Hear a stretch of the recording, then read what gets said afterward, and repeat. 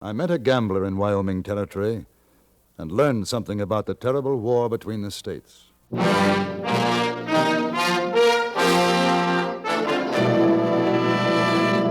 Frontier Gentlemen.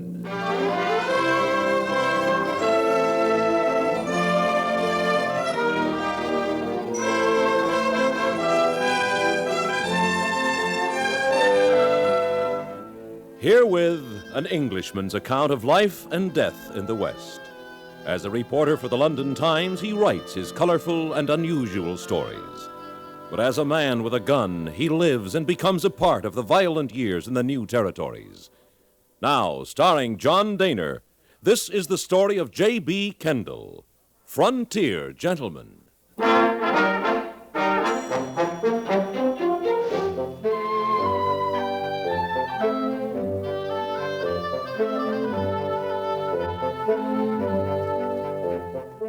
When I returned to Cheyenne in Wyoming Territory, I found that a new and thriving establishment had opened during my absence. I first heard of it over a drink with Carrie Chase, the editor and publisher of the Cheyenne Daily Press. We were standing at the bar in the Gold Room Saloon, and I remarked on the fact that the adjacent gambling rooms seemed unusually quiet. Been like this over a week now. Any particular reason? I guess you haven't heard about Madame Verdi. No. Quite a woman. Sailed in here 10 days ago. From Denver, they say. Got the biggest painted freight wagon you ever saw. And some kind of a omnibus for her to travel in. Well, I tell you, no lady's boudoir was ever decked out any better. And is she a medicine woman? Oh, no. Gambling. Set herself up near the depot. Got a big tent. Roulette, faro, anything you name. Brought in her own dealers, case keepers, spindlemen. Day after she arrived, posters went up all over town. And since then, well, the local boys aren't very happy about it. Taking all their business, huh? Just about. What sort of woman is she? I tried to get an interview. Not much luck. Doesn't like to talk about herself. But I tell you, there's a story there. I'd like to get it. Yes, sir. Quite a woman. Pretty? Pretty and a lady. A real belle. Madame Verdi. Is she foreign? I wouldn't say so. And why don't you go down and take a look this afternoon? I'd like to join you, but I got to get my editorial out. Maybe I'll see you later. Right.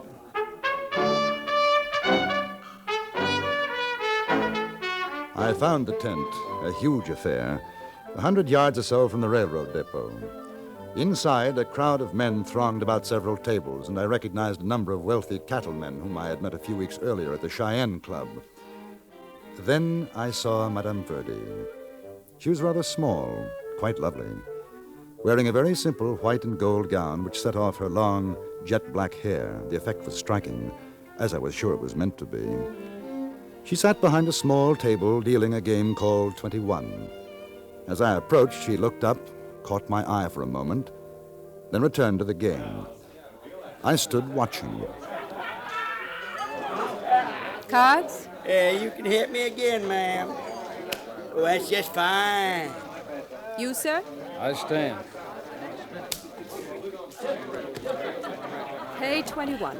Well, I'll be No a dirty... language, if you please, gentlemen. I ain't never seen such luck since Buck the Tiger against Tin Horn down Abilene.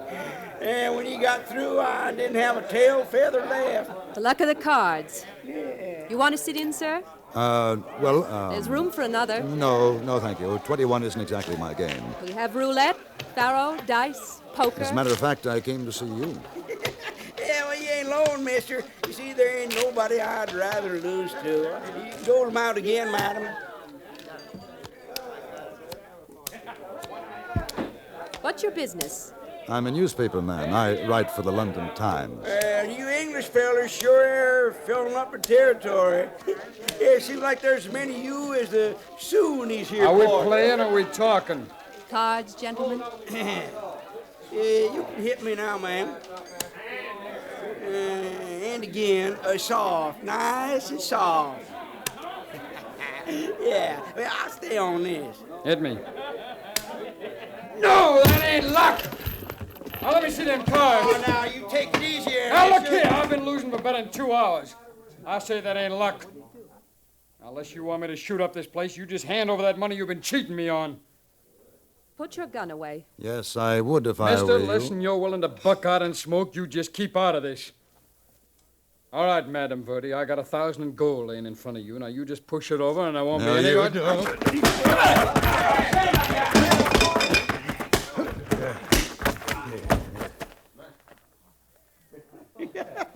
Yeah, now, mister, you know, for an Englishman, you got a real likely face there. Hey, look at that. He's asleep and as gentle as a dead cat. Is everything all right, ma'am? Yes, thank you, Ed. Take him outside and throw a bucket of water over Yes, him. ma'am. Tell Charlie to take over from me Oh, you leaving, ma'am? for a little while. Well, I'll be a-waiting for you. Still got a ways to go before I'm cleaned out. Perhaps you'll let me stand you a drink, sir. No, thank you. It's a little early for me. I'm grateful for what you did just now, but really it wasn't necessary. He never would have left the tent alive. My boys are always on the watch for things like that. I didn't know. What do they call you? Kendall, J.B. Kendall. Will you come over to my place, Mr. Kendall? It's quieter.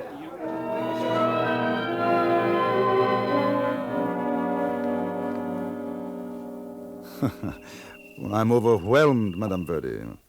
I must say I've never seen anything like it. My home on wheels. I'm a traveling woman, Mr. Kendall, but I see no reason to give up my comforts. Won't you sit down? Thank you.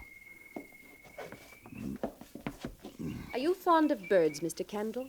I don't think I've ever thought of it one way or the other. This is my pet, Trinket. She's been with me for 3 years now. I don't usually talk to newspaper men. So I understand. Mr. Chase of the Cheyenne Press told me he didn't have much luck. Some newspaper men have been rather unkind. Well, I think that readers in England would be fascinated by you. What, for example, would fascinate them? The obvious. That a young and very pretty woman is running the most successful gambling establishment in Cheyenne. And that she bears the somewhat unusual name, Madame Verdi. It used to be Madame Vestal. That was in Denver. And before that? I was Mrs. Newt Hallett. My husband was an army surgeon. He died in Texas of yellow fever. Oh. After that, I tutored for a while at an Indian agency. Then I found that I possessed an uncommon skill with the cards. There now. You'll have my entire history. Or at least something to start with. Where were you born? I think that's one thing that I don't care to tell you. Where were you reared? And that's another. Does the sort of thing that happened before in the tent occur very often? No. Do men take advantage of you simply because you're a woman? To the contrary, I usually take advantage of that fact myself. With dire results, I have no doubt. Well, I imagine that you're not particularly popular at this moment with the gambling hall owners here in Cheyenne? I'm only interested in popularity, Mr. Kendall, when it fills my cash box. I stayed on for another 10 minutes odd and learned very little more beyond the fact that the full name she now used was Lurline Monteverdi. Highly theatrical, she knew, but felt it was part of her work. When I once again attempted to probe into her past, she excused herself rather abruptly and returned to the big gambling tent. I walked over to Carrie Chase's office and told him about the interview. It wasn't until later that I learned what was taking place at that same moment in a room behind the Silver Dollar Saloon. Several men were present, and their faces were grim. They were listening to the Silver Dollar's owner, a man named Jonas Root. Now, boys, I called this here meeting because we're all up against the same trouble. That trouble being one calico queen named Madame Verdi. Now, there ain't no call now for us to keep on trying to cut each other's throats to get customers for our places, because she's got 'em all. That's the way it sits. Now, boys, here's what I figure. What we need now is an association of gambling parlor owners, which association is made up of all of us here in this room. And we got a purpose, which purpose is to get rid of said calico queen named Madame Verdi. All right, now lay off your tongue oil, Jonas. We know that. You said you got it figured out how to do it. Now get on with it. Yeah, that's right. All right, I got it whipped, I think. Now, all of you may be wondering who this here fella is I got sitting by me. Yeah, well, who is He it? calls himself Jack Woolcott. Now, he's got something to say to you. Oh, you see, it's this way. I just got robbed up to that Madame Verdi. She took me for 1,021, and when I caught her dealing off the bottom of the deck, she had her boys jump me. Well, they sure made a mess out of your face, mister. Well, I aim to make 'em pay for it. Now, fellas, we don't want no crooked gambling from no she-gouger in Cheyenne. And there's something else. I've been doing some inquiring these past days since you've been here. Now, I found out... Yes, sir, I found out something's going to get Fancy Nellie run plumb out of here. Jonas, will you haze the talk? Now, what do you know? Madame Verdi's real name was Belle Siddons. Belle Siddons? You mean Belle Siddons? Yeah, you know the name, Soapy. She's that Confederate spy, Belle Siddons? She is the same. Well, I was on guard duty in Grant Street Prison back in St. Louis when they brought her in. Boys, that's that Reb woman got Grant's troops cut off. Joe, Finch, Big Al, you remember the raid on the Memphis and Mobile Railroad, don't you? All right, now, I say that what we got to do is pay a call tonight on Madame Belle Siddons Verdi. And we'll ask her nice and polite to roll her wheels out of Cheyenne. Yeah, I agree, but supposing she says no? Well, then maybe we ain't so polite. Maybe then we take her out riding under a cottonwood limb. That's it.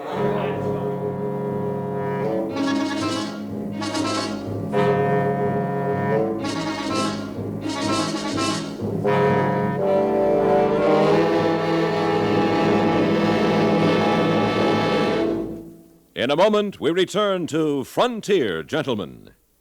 You hear a lot about America's new leisure these days, but take a look at almost anybody's weekend, including your own, and you'll find everybody busier than ever at all sorts of projects and outdoor activities. Everywhere, things are humming, and everywhere you'll find most everybody adding a pleasant new dimension to their activities with a radio nearby. Wherever you are, whatever you're doing, you're in touch with the whole world with CBS Radio's many regular news broadcasts scheduled every weekend. In addition, with the whole CBS News staff around the world constantly on the alert for any unusual developments, you can count on immediate and comprehensive reports, whatever the hour, in case of any critical news flash. Keep up with the world with the regular CBS News broadcasts every weekend on CBS Radio. And now we return you to the Anthony Ellis production of Frontier Gentlemen.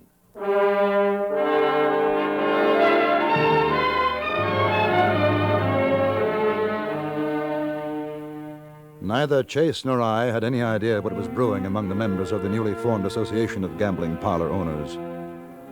I sent a message to Madame Verdi asking her to dine with me at the Rollins house that night. You know, I didn't think you would. Join you for dinner? Why not? I don't know. Perhaps you strike me as the type of woman who never allows pleasure to interfere with business, and that there's only room for business in your life. As a rule, yes. Well, I'm flattered that you make an exception tonight. I'm curious about you, Mr. Kendall. Oh? You're not the type of man I would expect to find as a newspaper correspondent. Is there a type? I think you know what I mean. No, I'm not sure that I do. The way you managed that man this afternoon, something tells me that you could have done quite as well with a gun. Oh. Well, I've learned a little since coming to the West. And what did you do before coming here? Well, a little of everything. You don't like to talk about yourself? There's not much to tell. Oh, really. I was in the army in India, spent 5 years there. Went home to England, and I didn't find it home anymore, so I got a job through a friend of mine who works on the London Times. I send back articles on life in the American West. They buy them from me. I've met Englishmen who sound a great deal more English than you do. It's quite possible. I haven't cultivated the accent for some time now. You sound bitter. What happened in England? I didn't say anything happened. You didn't have to. Must be your card sense that gives you an insight into a man's thoughts. I'm seldom wrong. That's why I sit on the other side of the table. You see, it's so easy to ask questions. Not always as simple to answer them, is it? No. Will you have more champagne? Please. If I were asked to gamble on it, I'd say there was a woman in England. You'd be half right. You look so stern, Mr. Kendall. Don't worry. There'll be another. There always is. Did you find another man after your husband died? No, but I imagine I will. You find me terribly callous? Not at all. Refreshingly honest. I'm afraid I shall have to be going back to the tent now. I'll take you. I've enjoyed myself very much, Mr. Kendall. So have I. Have you any money? Well, a little, yes. If you decide to play roulette, I suggest that you bet on the black. Up to $1,000 payoff, it can be quite lucky. Thank you, no. When I gamble, I'll take my own chances.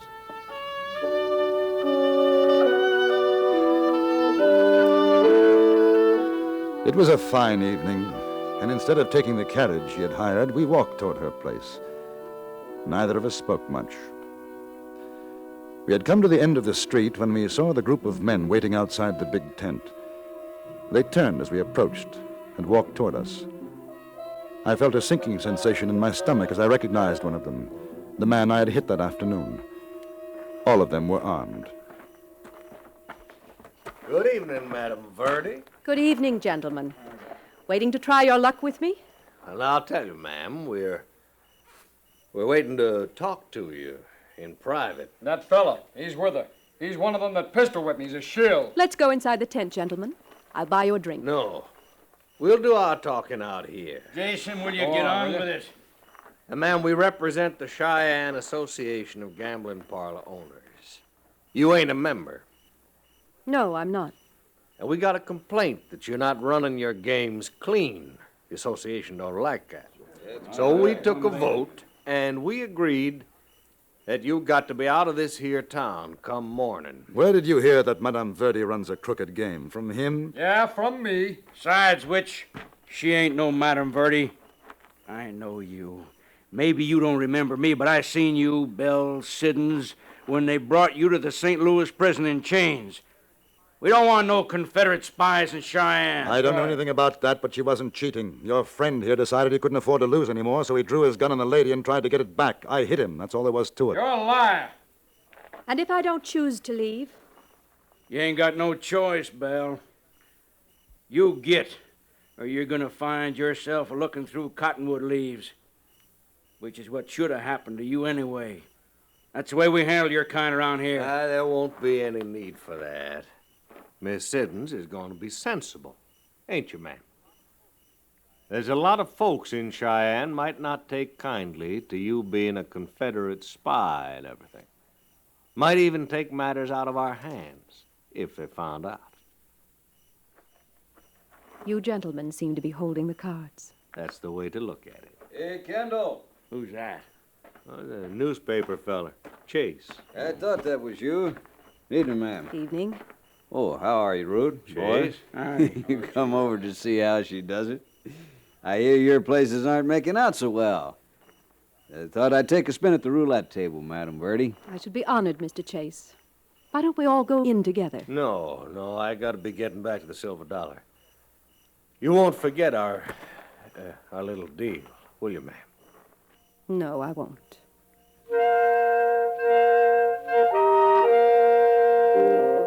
We went into the tent. She was tight-lipped, pale.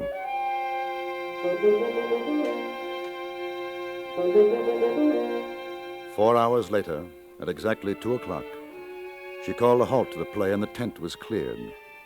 Chase, flushed with whiskey he had taken and the $100 he had won, joined me at her table. A fine evening, ma'am. You're a credit to Cheyenne. You run a square game, and I'm going to say so in my next editorial. Thank you, Mr. Chase, but you needn't bother. I'm leaving in the morning. Oh, no, you can't. You can't do that. I'll be heading for Deadwood. Why, ma'am, you could spend the rest of your life around here. I'm afraid not. Well, sure you can. Isn't that so, Kendall? No, that ain't so. Now, she's getting out. But before she does, she's giving me back that 1,000. Ain't you, Madam Verdi? I very much doubt it. Go away now, before you get into more trouble. Now, you keep out of this, mister. I'm talking to the lady. Now, how about it, Madam Verdi? You lost fairly. And I say I was cheated. Now, you know, folks in Cheyenne can do a lot of damage to this place. Maybe to you if they found out about certain things. Get out. I will, when I get my money. What's it all about? What? Oh, he doesn't know, huh? Well, Mr. Chase, you can print it in your paper. Print what? Well, do I get it? Yes. No. No, it doesn't matter. Let him talk. The war's over. People won't mind. People do mind, Mr. Kendall. I'm afraid they're going to go on minding for a long time. I wish somebody would tell me what people will talk about. Ask her. You're a scummy little rat. Maybe. But I was a rat that fought for the Union. I wasn't a stinking... Shut up. I'm gonna kill you for that. Don't try. Here's your money. What's the matter, mister? You scared to draw? Just waiting for you. You're the one who's going to do the killing. Remember?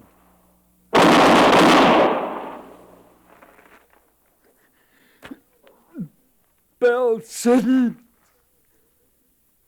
Dirty, stinking Confederate spy.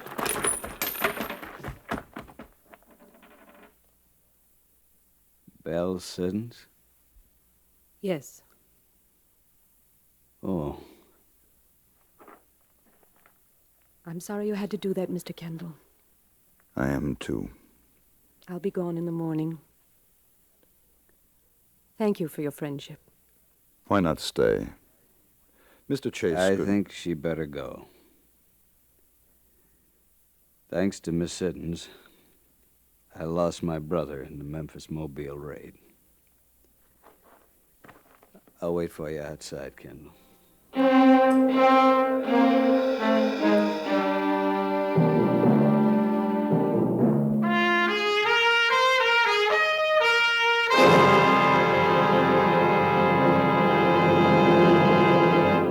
Frontier Gentleman was written, produced, and directed by Anthony Ellis and stars John Daner as J.B. Kendall.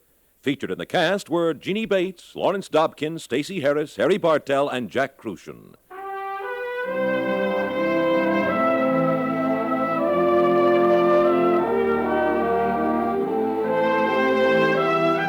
Join us again next week for another report from the Frontier Gentleman. Bud Sewell speaking.